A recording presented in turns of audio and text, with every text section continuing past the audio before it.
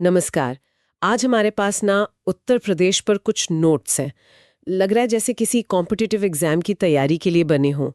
तो सोचा कि चलो आज इसी पर थोड़ी गहराई से बात करते हैं, देखते हैं कि क्या खास है इन नोट्स में यूपी के बारे में। शुरुआत करें कुछ बेसिक फैक्ट से जो नोट्स में एकदम शुरू में दिए हैं, जैसे आबादी, भारत का सबसे बड़ा राज्य। सोचिए 2011 में ही करीब 20 करोड़ लोग थे और एरिया में चौथा नंबर।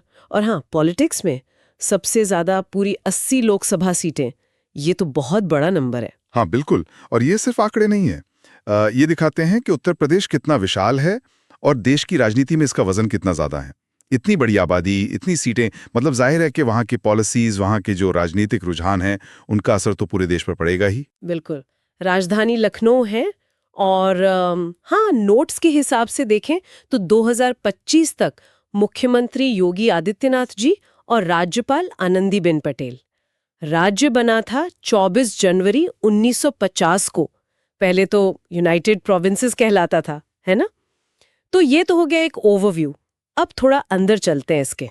भूगोल देखें अगर, तो उत्तर भारत में है ये राज्य, और सीमाएं 8 राज्यों से लगती हैं। दिल्ली से भी और नेपाल से भी, मतलब अंतर्राष्ट्रीय सीमा भी है। और नदियां तो हैं ही, गंगा, यमुना, यमुना। गोमती।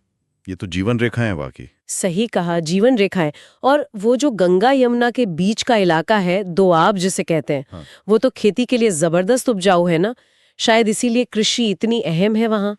नोट्स में लिखा है गेहूं, धान, गन्ना मुख्य फसलें हैं। हाँ, कृषि तो मतलब मुख्य आधार है ही।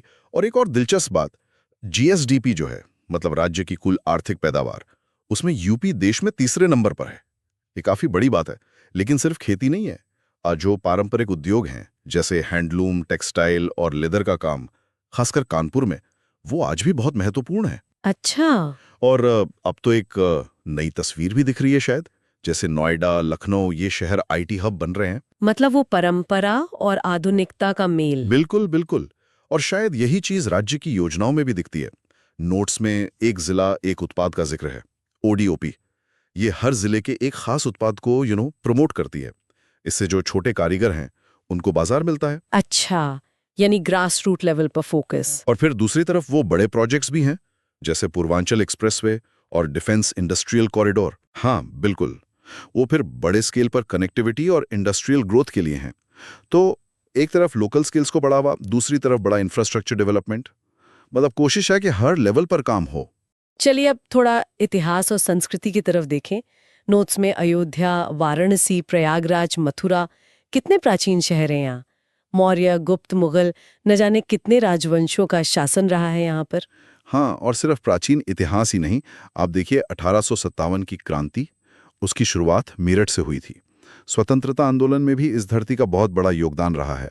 और स्मारक, ताजमहल तो है ही, सारनाथ है, झांसी का किला है, और प्रयागराज का कुंभ मेला, वो तो अद्भुत है, विश्व प्रसिद्ध।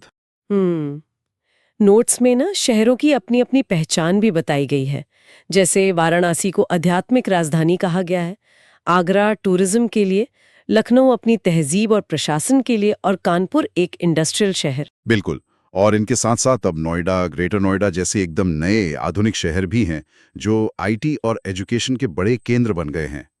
तो ये विविधता जो है ना, वो कमाल की है। एक ही राज्य में आपको इतिहास की इतनी गहरी जड़ें भी मिलती हैं और भविष्य की झलक भी। नोट्स में कुछ जाने माने नामों का भी जिक्र है।